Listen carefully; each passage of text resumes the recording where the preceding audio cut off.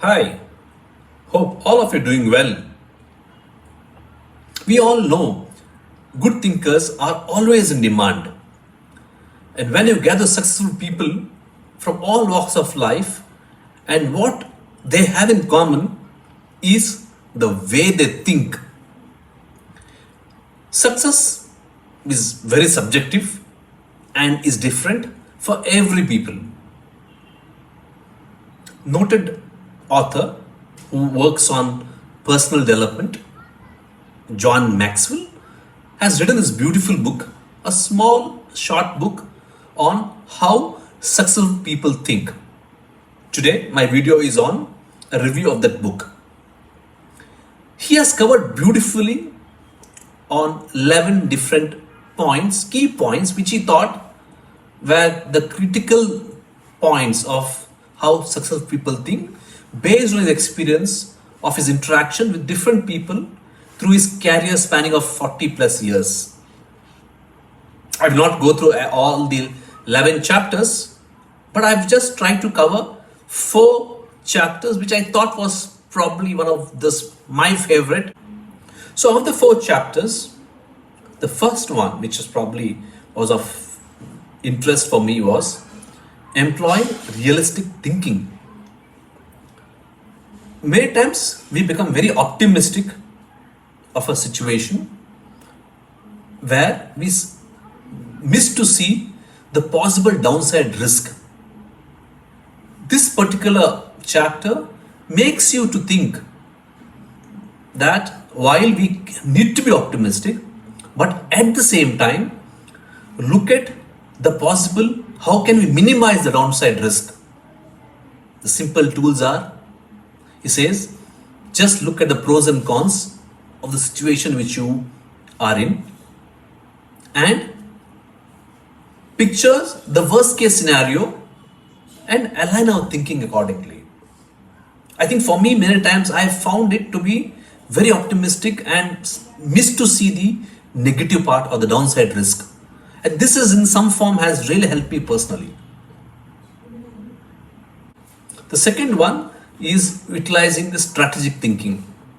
So when you say strategic, it's a very simple way to see it long term than just being on a short term. The simple question which we need to ask ourselves many times is ask why before we know how about a particular task. Ask why before we decide how to go about a particular task. That which means we need to ask ourselves why we need to do this rather than how to do this. The question why is very critical.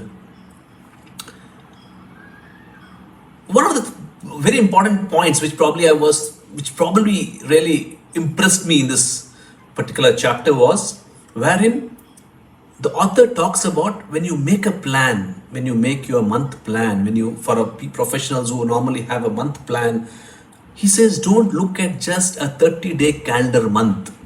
He says just stretch your plan by another 10 days, make it a 40-day plan so that your view at which you are looking at certain objective of meeting in your official or personal slightly expands beyond normal.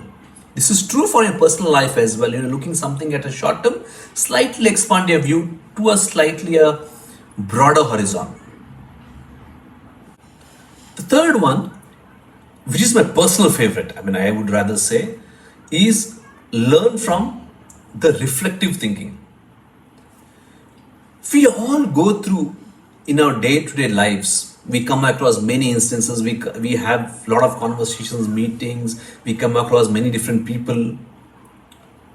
The question is, do we take time to reflect ourselves into realizing what is that we have learned today?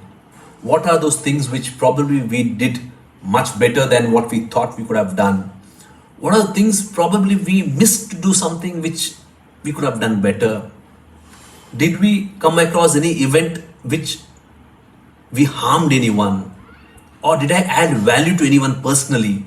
So I think it's important that this part of thinking talks about how do we take a step back, couple of steps backwards, and reflect upon ourselves into looking at those things and chart it down. Probably this will help to many of us to course correct during the period. I think that which I found was very interesting. I think many of those, probably when many people who are actually looking at the personal development, they talk of journals, writing a journal before you go to bed.